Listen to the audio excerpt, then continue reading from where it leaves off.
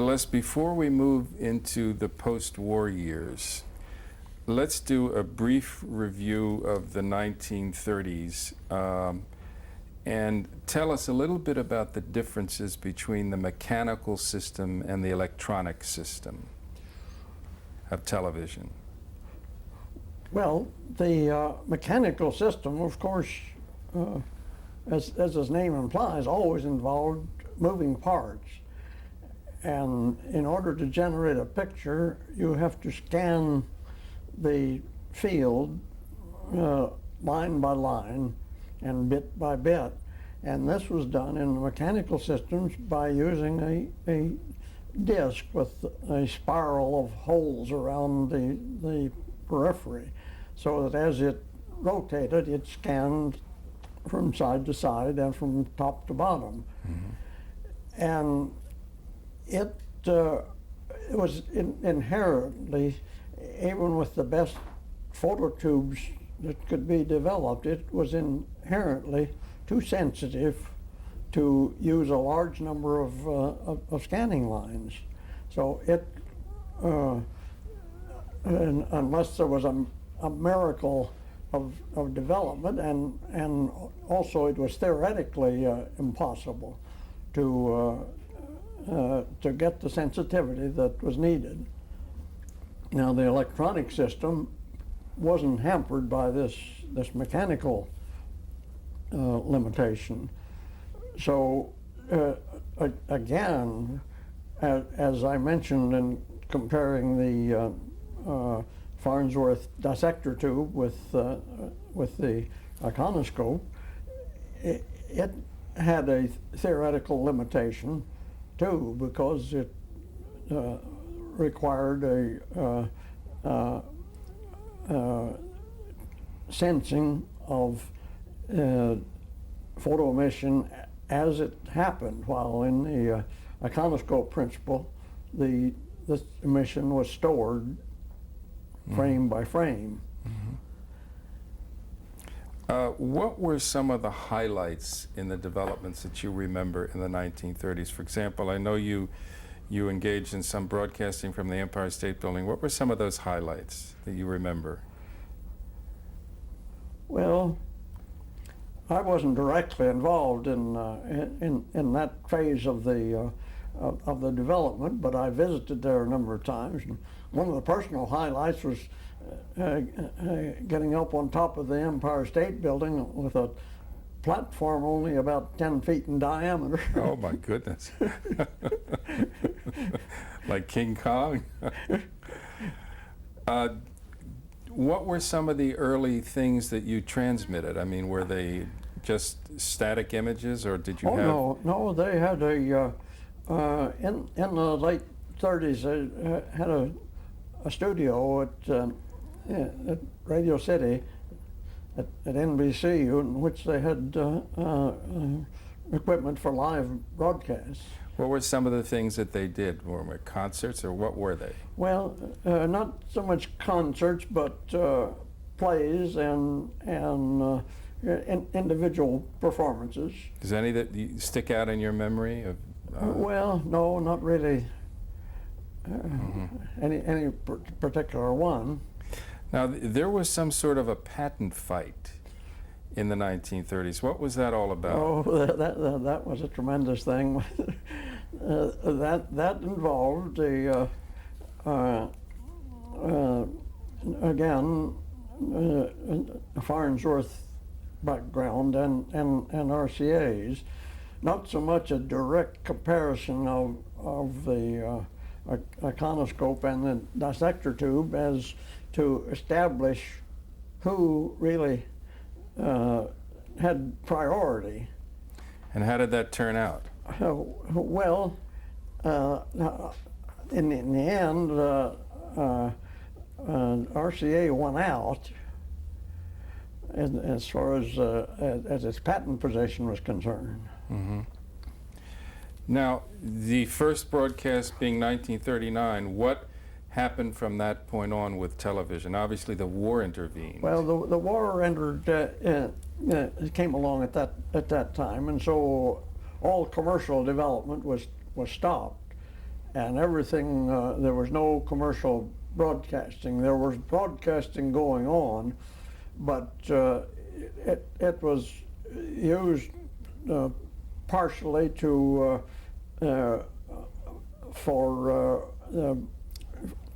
for things involved with the war. Although locally there was not much that could be done. It was used for such things as training air raid wardens and things like that. And then just as a maintenance thing, they broadcast an awful lot of movie shorts. But in the background then, there was a lot of electronic development going along for the war effort itself. One of the more spectacular things was the development of a television-controlled bomb that could view the target that was in the field by television. How big was your group that was doing this? Well, I wasn't. The group by that time was spread out. Ray Kell's group did a great deal of the circuit development for that, but the tube development, of course, was by that time was spread out more. Part of it was done in Camden, part of it in Harrison. And one of the developments that came out of that to get even more sensitivity for use in these wartime television projects, the development of the tube known as the image orthicon, which for many years then became the standard tube used in the cameras. Was that developed again with the group that you were with? No, not the group by then had expanded and dispersed. There was some of it still going on in Camden. Of course, about the time the war started was when this laboratory here was built. And you came here then with Dr. Yes, Schwerken? Yes, right. And a fairly large group was established to carry on this advanced research under government sponsorship. Mm-hmm. Well, when did all of you get back into pure television research? Well, as soon as the war was over. Mm-hmm. And was that your major effort here at the Well, laboratories? in the meantime, I myself was involved in a lot of peripheral activity. We developed an infrared image tube, which did not use television, but converted an infrared image into a visible image. Mm-hmm. This was used in the device that was called a sniper scope, which mm-hmm. had one of these image tubes attached to a rifle, so that the operator could see. And of course, it had to have an infrared light source, but the operator could see in, that means in total darkness. Mm-hmm. So in effect, all of the work that you did in the 1930s in television prepared you very well in your group to work all in that this. background came in these other projects. After the war, did you go back into television research here? I continued on some types of television research, but I didn't continue on the development of the actual pickup tubes. I went into more systems development, mm-hmm. and particularly involving television, which we thought was its original use was for scientific and industrial purposes. Mm-hmm. It was called for a better name during those days as industrial television. Mm-hmm. Were you involved in any way in the development of the color television? Yes. Not so much in the actual development of the basic system, but in peripheral things. In fact, when the color tricolor display tube was developed, the so-called shadow mask tube. My group, by that time I had a small group of my own. My group actually built the first demonstration receivers involving that display tube. Wonderful. There was, again, a controversy between another system. Was that a CBS system and the system you developed here? Yes, but what was that all about? But that goes, you might say, it goes back to the beginning. And the principle involved there was it was a competition between a mechanical system and an all-electronic system, and it was pretty obvious, even to CBS, that eventually there must be an all-electronic system, because it is impractical to have a mechanical receiver that was large enough to satisfy people's wishes. Mm-hmm. Tell us a story about George Brown and the bananas. Well, if you know George Brown, you know he was quite a practical joker. And during this controversy over the CBS and the RCA systems, unfortunately, a lot of the work was done on the spot, in the field, down in Washington, where the FCC was involved in hearings and demonstrations to decide which system to go with. But anyhow, we had a studio in Washington, and among the still life subjects they used for testing was a bowl of fruit. And George Brown got the bright idea of painting the bananas blue. And so the engineers were tearing their hair out because they couldn't get the bananas to come out yellow. And there was an incidental thing of that same vein that I witnessed myself in the studio in Washington. They had a piano, and for some particular scene they wanted that piano colored green. Excuse me. Go right ahead. And so they got some show card colors and painted this banana green. And Elmer Angstrom, who was the head of research at RCA at that time, saw a demonstration, saw the picture. It wasn't a formal demonstration, but he just saw a picture, and he said, "What's wrong with that piano?"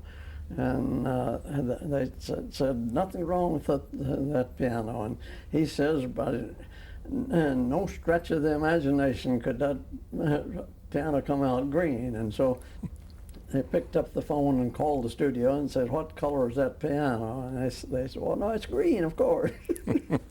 That's wonderful. So eventually the RCA system won out over the CBS system. Yes. It was obvious that to everyone that some system, it was no longer called the RCA system, it was the NTSC system, but it was obvious that some system of that sort was going to have to be the solution. And who made that decision? The FTC? Who made that decision governmentally?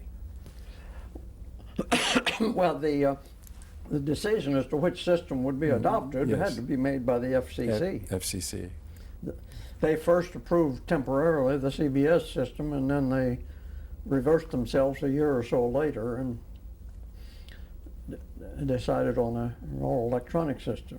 And in these post-war years, how much involved in all of this was General Sarnoff? Oh, of course, he was very much involved. Mm-hmm.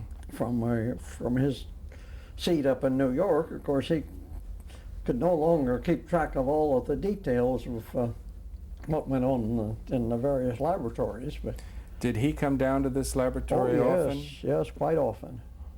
And he had a great personal interest in this laboratory.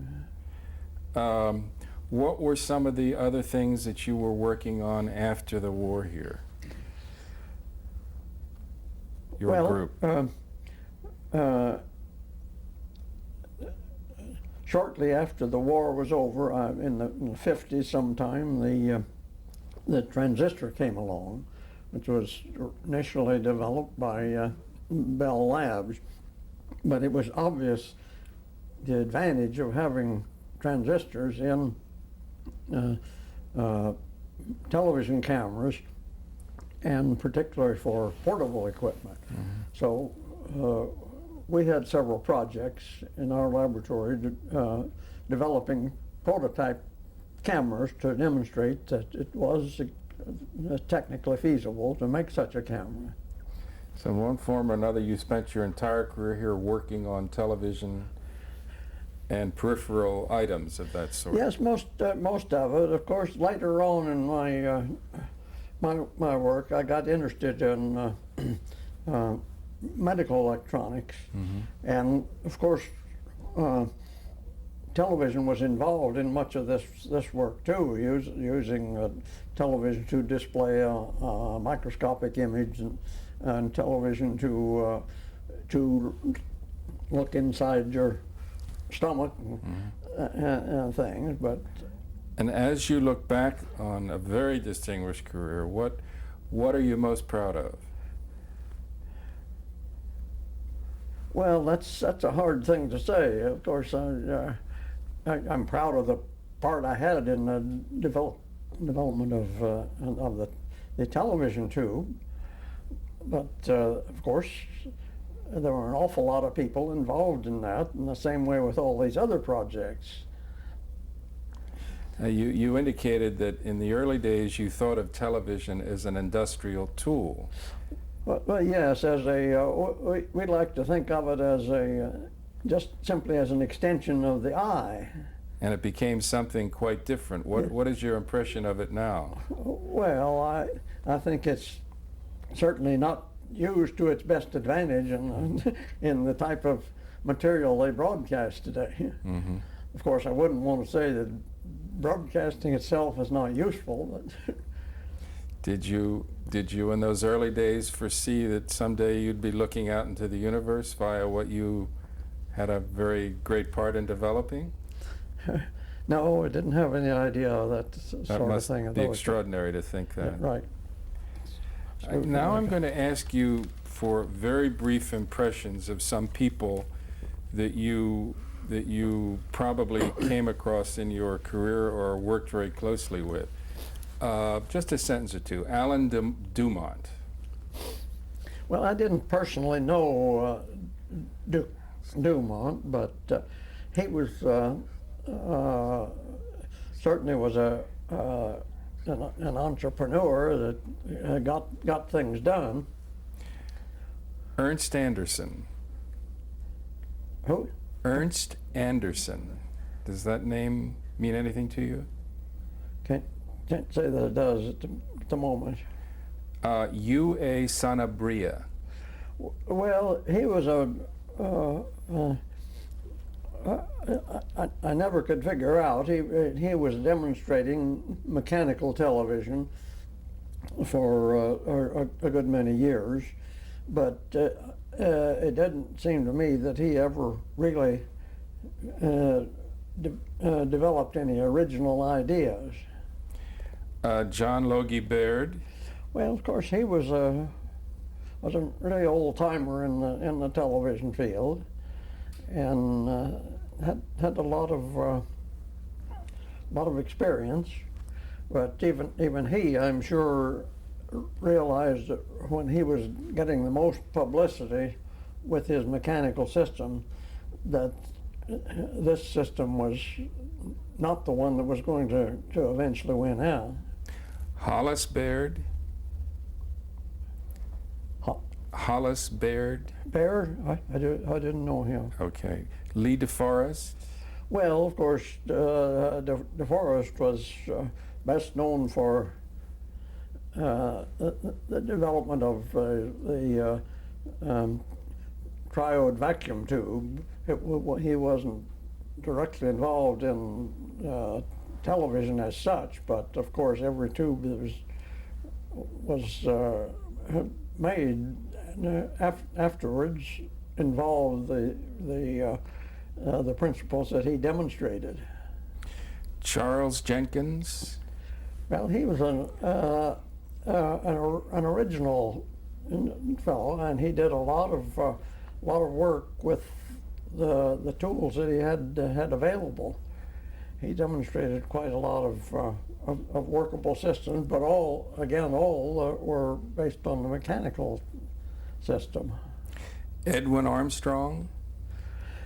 Well, he's another one of these unfortunate individuals. He certainly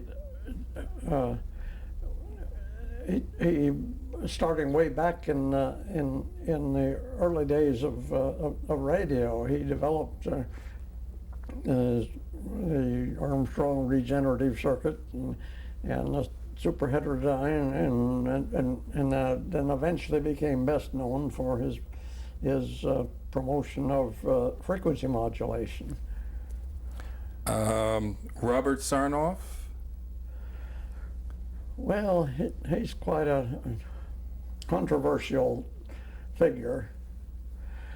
I don't think he did RCA much good in diversifying its field. I think it would have been better off sticking to electronics. Ted Smith. Well, yeah, I knew Ted Smith quite well. Had a lot of respect for him. Harold Beveridge. Well, was a real pioneer too. He of course, is best known for his antenna work, but I think he could have done just as well in almost any field of electronics. Elmer Engstrom. Well, I knew Elmer quite well too, and I had a lot of respect for him. Dr. Goldsmith. I didn't know him so well, but he was certainly an idea man. He always came up with new ideas on everything, and he was interested in everything. He used to call me up every few days about some of my work on medical electronics. Mm-hmm. Paul Wisner? Does that name mean anything to you? No, I don't know him. George Brown. Well, George, of course, everybody knows George. I had a lot of respect for his both his technical ability and his business ability. Harold Law. Yeah, well, I knew Harold quite well, and he was a very brilliant engineer, and was responsible for the developing the principle used in the tricolor picture tube used in color TV receivers today. Al Rose. Well, Al was a brilliant physicist. Is better known actually for his study of the photoelectric principles than as an engineer, although he was no slouch as an engineer. George Martin. George Morton. Morton. Yeah. Well, George came in our group in Camden in later days of the development of the iconoscope. He was a good physicist, but he was not not an engineer, but he contributed a lot to the study of the photoelectric principles involved in the pickup tubes. Harry Keene? I didn't know Harry that well, but he, of course, is quite well known. Not so much in television in the early days as in some other branches of engineering. Mr. Steinmetz? Yeah, well, I didn't know him. Mm-hmm. Of course, obviously, he was a real power in General Electric. And a Mr. Edison? Yeah, well, he was a great experimenter. He was. Did he ever visit your laboratories at all? I don't remember that he ever did. He might have in the early days. Mm-hmm. And finally, and you can take a little more time with this, Dr. Zworykin, what are your initial impressions of him? Well, he's a hard man to describe. He was a go-getter. He had a good technical background, but he was really contributed more as an entrepreneur than actually a physicist or an engineer. But he knew how to get people to working for him to contribute their best ideas. And he also, of course, he knew how to handle General Sarnoff.